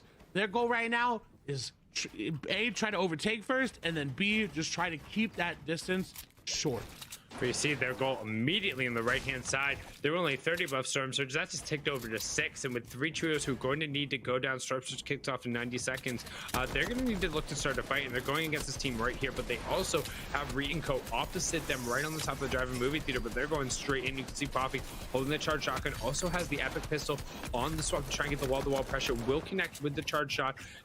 Did he end up? Yeah, he did end up getting the 60 tag on the other side, so it goes to 68 above, but they're still not necessarily happy with that, trying to chase down the pressure.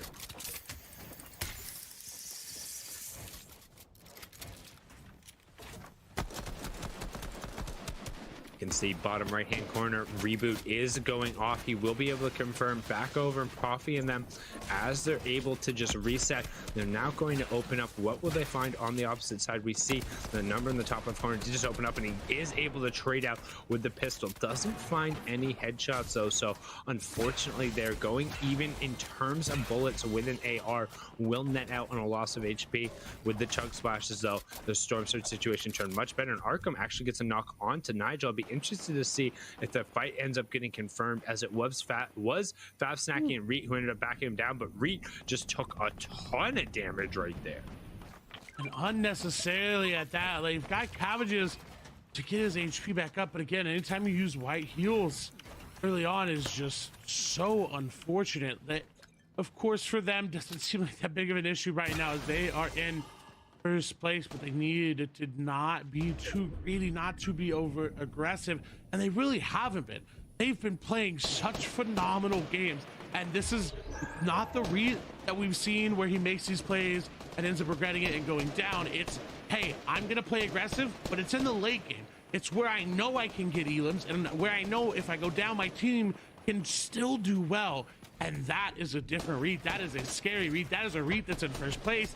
We see Rex with another elimination. I'm very intrigued to see what's happening over there, because again, that's more points being cut into the lead as Jackver, Bumboy, and unfortunately Batman Booga look like they're all going to go down below Surge. It's hitting them.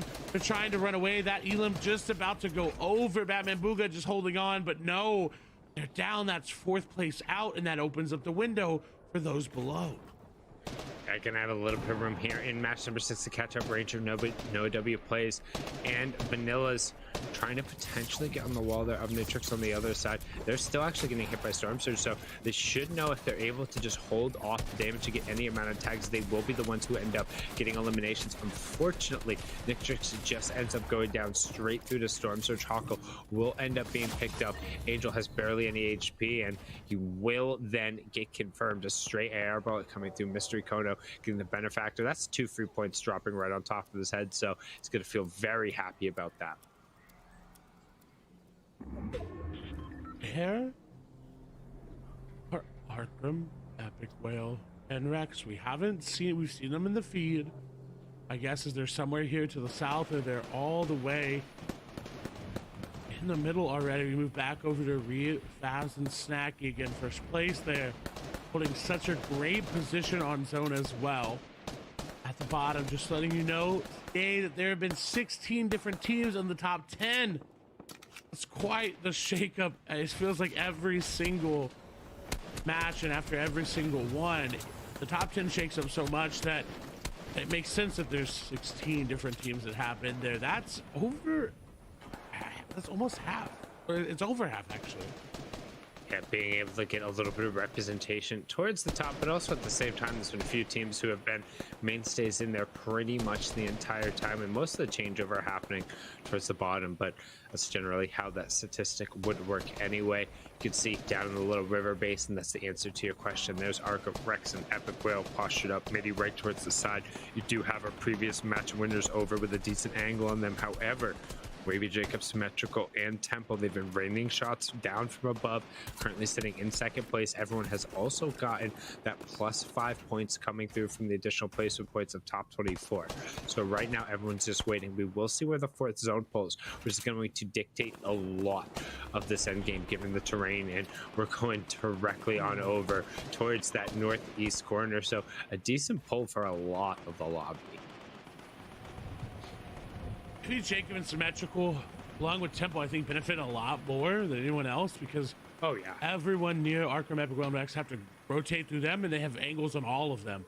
So if they immediately go for the rotate here, I think they're missing out on a lot of tags, and it looks like that's what they're going for. They're going to go for that immediate launch pad to just get into zone. Yep, and I like that play. I like that decision. It's something we've seen where prioritizing getting into the zone and just getting an area, particularly one where so many players are going to look to try and billy goat right along the outside. If you can get there first, it's going to be super beneficial. Also, if you get Wavy Jacob and Symmetrical just opening up on this huge, just portrait-esque shooting gallery right there, they're gonna find some tags. You'll be fine in terms of the Storm Surge. It's gonna rear its head here in a second, and honestly, if you're able to pass that check making in the end game, you're gonna turn this into at least a 15-point performance, which is how you want to close out the day. Jelty, Krizix, and Andy trying to get back to where they were. Got a good amount of points under their belt. 5th place coming in. They dropped 3 places after that last game, and that's not where they want to be. They want to be at the top. But look at Andy taking a lot of damage there. Jelty gonna take a lot as well, but he's gonna get the trade on to Zinx. That is worth it. You take that much damage, you get the elimination. It does not matter. Back up to fighting HP. What can Andy find? Do they have any heals for them, or are they gonna just sit and wait? Seems like they're fine sitting and waiting, but look at Jay Roses, look at Dog. They could have capitalized even more. I mean, they could have, but their effective HP right now, it's just so negligible. They barely have 200 HP between the two of them. You look in the bottom left-hand corner of the screen, you can see Rex, Arkram, Epic Whale down there. You also have Nico, Kaboo, Midi right next to him. You do have Reet down in a little bit of less position. We've seen them much more on high ground as of late. However, they're tucked down there in a lower spot. So Salco and Defiable are going to be the ones who have the high ground. And Mekton, Chicken, and Kaichuk are going to ramp up right above them. We're going to take a peek right now. Epic Whale sitting on 2 of the elims. Arkham also has 1, but plenty of fishies in the inventory. So maybe looking for a flop, but also looking to try and open up on the ground down here. Nobody with the zone pulling north, they do have priority. Reed is picking up an Elam there, trying to even the score. Storm Surge does rear its head for a little bit, but a nice Elam coming out from Epic Will. He gets the confirmation, but not necessarily sure he got the points for that one. So instead, just going to get a nice little loot refresh and then back off as Blizzy's going to get the confirmation there as well. Chicken gets one over onto Tao Tai. One more player will need to go down. So top of our screen, we have our 4 times defending champ, bottom left-hand corner, current leaders with Reed, Snacky, and Faz in the bottom right-hand corner, second place, symmetrical with the other veterans of Temple and Wavy Jacob right now. Reed, Snacky, and Faz take to the sky, a little bit of a lower pad, trying to find a low ground position here as a little bit different because again we've seen them working mainly on the high ground, but more of their elims game in the match where they did play on the backside of the zone. Epic Whale opting to go late as well, and they're on a relatively similar path. They could be on a collision course here, Play. Maybe, but Arkham's gonna be able to build them up just a little bit, get them off of that initial low ground there, and give them some space to work with. They're gonna have to get a little bit more. Caleb right above it has low HP. They could capitalize. Antrax there on the other side did sneak underneath them. Reed, Faz, and Saki just on the other side. You're right. They are on a collision course. They're running perpendicular to each other. But who's gonna go down? Oh my God, Reed almost getting tagged up there. That was a big wall spray. If that team would have capitalized, it would have been something of him almost going down, as we do see Andy unfortunately falling at the hands of Symmetrical. That second taking down 5th place right now. It is chaotic here on the low ground. Look in the mid ground though, Wavy Jacob. They're gonna find one more. That's gonna be Andy finally going down Symmetrical for that elimination. They grab all the extra loot they can. They're in a good spot.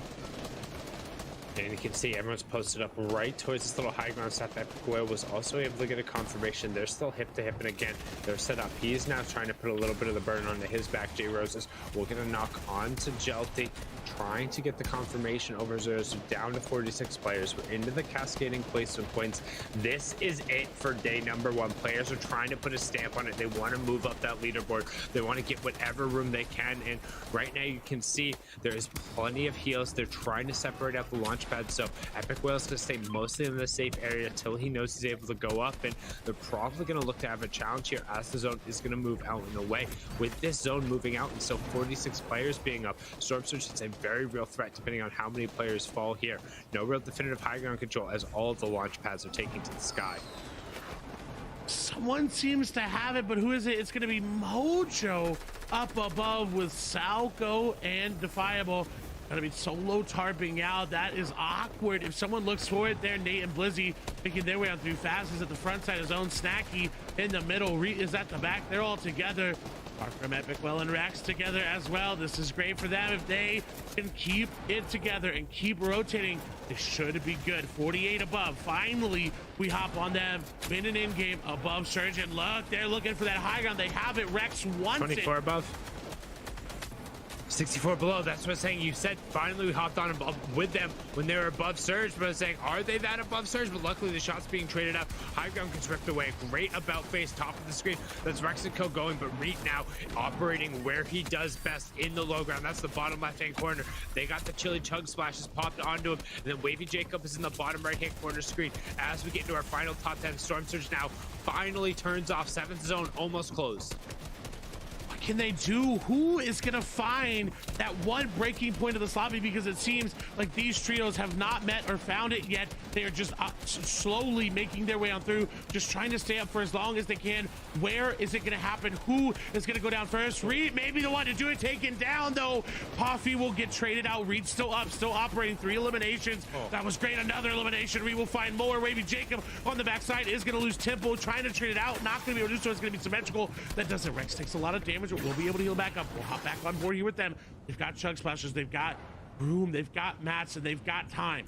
Symmetrical just picked up 3 eliminations on the mid-ground target, but you also see that hip to hip, they're about to come on a collision course right now. They're 2 layers across of each other. Reed's looking for the drop down. 5 elims for one team. That's Epic Willico right above. They're trying to get the hit there, but Reed ends up taking the big part of the damage. They get backed off. Into the top 10 we go. Rex into the 8th zone. Rex ends up getting knocked. This Pulsar Nico on the backside. They're now doing, but Kono ends up flying down. They're trying to stick the revive onto Rex. Reed though, looking, he sees, he finds the opening, and that's Reed finding the shots on the 4x champions ruining their chance, getting a beat. I'm not sure. Yeah, Valve's got the knock. He's going to take it away. NiKo gets his confirmation. He gets both, pushing 6 elims, pushing up onto 217 points. There they go, trying to win back-to-back second places. They want a victory royale to close it out, Play. They do, and they may be able to get it because high ground looks like they're in shambles, running out of build. Symmetrical trying to make a play as well, trying to disturb anything up above. He's going to find Moose there on the backside. 5 eliminations. What can Symmetrical find? Again, there in second place. So anytime that they're up as well, they're cutting into that lead. If Symmetrical does this, no! It gets stolen away. He's edited down, taken down by Reed. He says second place. Who? I don't know you. I want first, and I want to secure it. They're looking for it here. A 3v3. They have the mats, they have the HP, but can they find the Elam? Snacky is unfortunately top below. High ground going to be dropped down. They don't have the map. They have to go. They have to break in, but this is hard mats. This is metal. They're finally onto the wood. What can they find? Do they have the time? Who is going to be more patient? Fast has got the heal off, though. There's going to be a shot. Doesn't need a heal off when you're taking them down like that. Now a 3v2. Cabbage is being dropped out as well. Heal off is literally not even needed. But wait a minute. Fast may go down. That may be the win condition. Going down. And just like that, they have crumbled. Salco, Mojo, and Defiable take them down, take the win.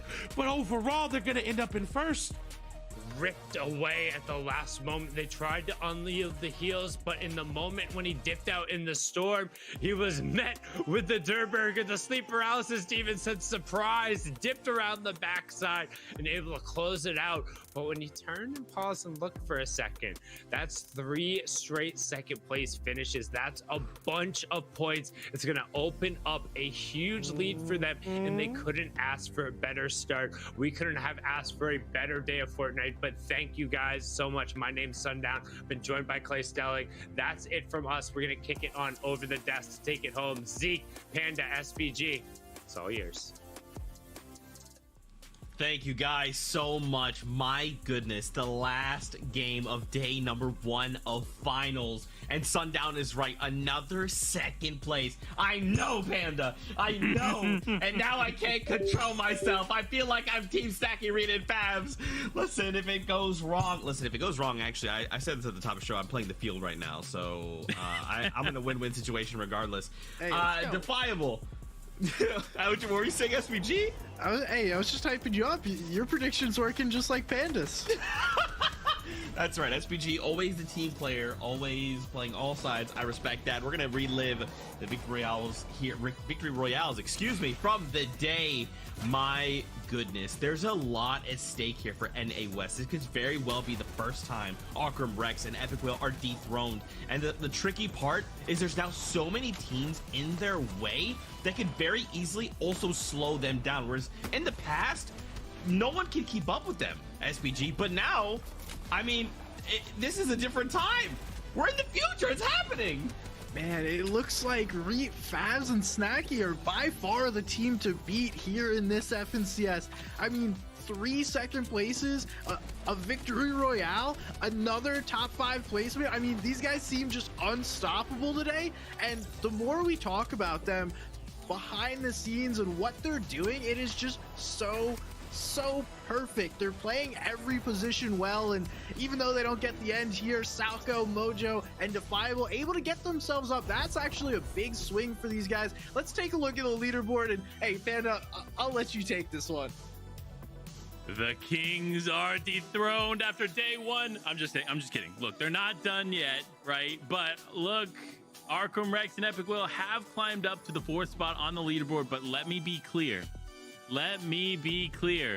There is a huge discrepancy between 4th and 1st place. Reed, Fabs, and Snacky ending the day with 230 points. That is no easy feat whatsoever. But with a 1st place and then several 2nd place finishes afterwards, I just don't see them getting dethroned. Now, that's knock on wood, right? Obviously, there's still so much games to play. Yes, tomorrow, but I just don't see it happening. They are playing so phenomenally well that I'm at a loss for words.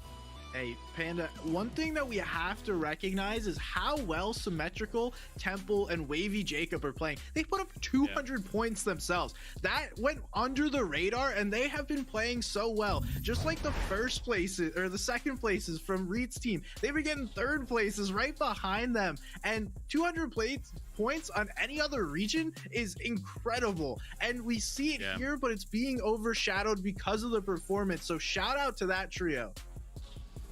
I think it's absolutely insane. Okay, earlier in EU we saw from Seti Campeonato 235 points, and we thought that was absolutely insane, and no one else has really come that close. And now from this trio showing up, Reed, Fab, Snacky, they put up 230. I mean, these guys are firing on all cylinders, but my biggest concern now turns to day number 2.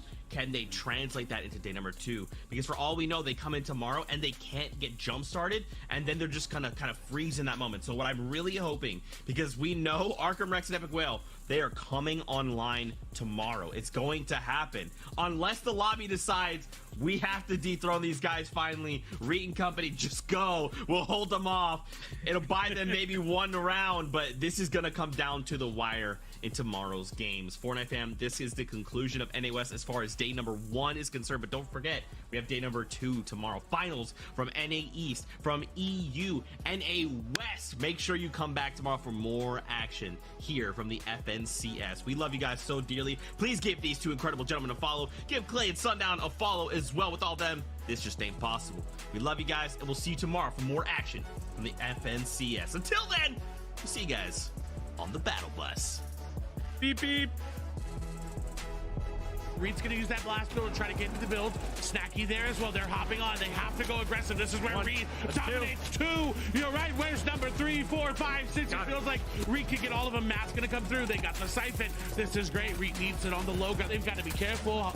Wave's trying to make something happen, but doesn't really have. No! He's gonna find XLR out of nowhere. They turn around. There's a team behind him, and that's Rex, who goes down. Epic Whale barely in fighting shape. Arkham trying to find some space around the side, and that's a huge shot there. They can keep closing the distance on Reed if they weren't in this game, but they're still up. They're still on high ground. They're looking to take it. You're right. Saki is down, but he will trade out Temple there. It's gonna come up to Fabs and Reed to be able to do a nice elimination there from Arkham looking back in the zone. Do they have the time? Who is gonna be more patient? Fabs has got the heal off though. There's gonna be a shot. Doesn't need a heal off when you're taking them down like that. Now a 3v2. Cabbage is being dropped out as well. Heal off is literally not even needed. But wait a minute, Fabs may go down. That may be the win condition going down. And just like that, they have crumbled.